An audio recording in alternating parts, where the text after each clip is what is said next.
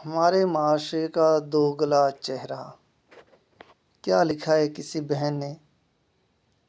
کہتی ہیں کہ میں چاہتی ہوں کہ میری شادی شدہ نندیں میرے گھر کے معاملات میں مداخلت نہ کریں، لیکن میں یہ بھی چاہتی ہوں کہ جب میں اپنے بھائی سے حصہ مانگوں تو بھابیاں کوئی مشورہ نہ دیں، اور میں چاہتی ہوں کہ میرا شوہر مجھ سے ہر بات میں مشاورت کرے،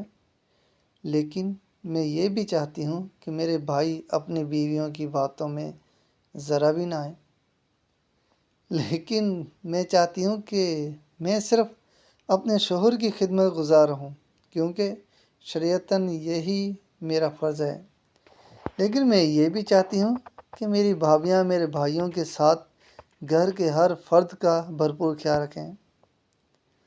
میں چاہتی ہوں کہ میری شادی شدہ نندیں جب آئیں تو ان سے زیادہ مجھے فوقیت دی جائے، کیونکہ میں سب کا خیال رکھتی ہوں، لیکن میں یہ بھی چاہتی ہوں کہ جب میں اپنے میکے جاؤں تو مجھے بھی ویسی ہی عزت ملے جیسی میری نندوں کو ملتی ہے۔ میں چاہتی ہوں کہ میری نندیں بھی گھر کے کام کاج میں ہاتھ بٹائیں، لیکن میں یہ بھی چاہتی ہوں کہ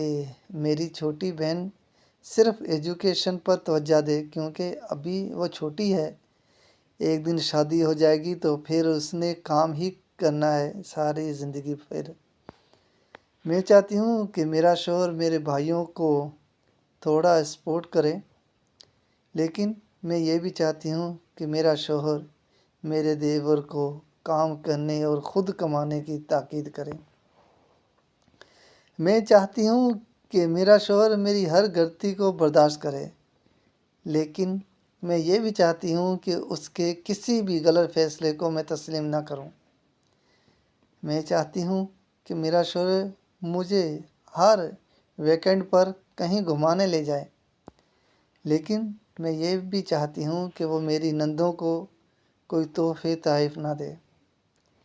میں چاہتی ہوں کہ میرے شوہر مجھے روزانہ کچھ وقت کے لیے میرے میکے لے جائیں تاکہ میں ماں باپ بہن بھائیوں سے مل لوں، لیکن میں یہ بھی چاہتی ہوں کہ میری بھابھی روز روز میکے جانے کا ڈرامہ نہ بنائے۔ سمجھ تو گئے ہوگے اس پوسٹ کو، اور اللہ تعالیٰ ہمیں صحیح سوچنے اور سمجھنے کی توفیق عطا فرمائے۔ آخر میں بس اتنا ہی کہوں گا۔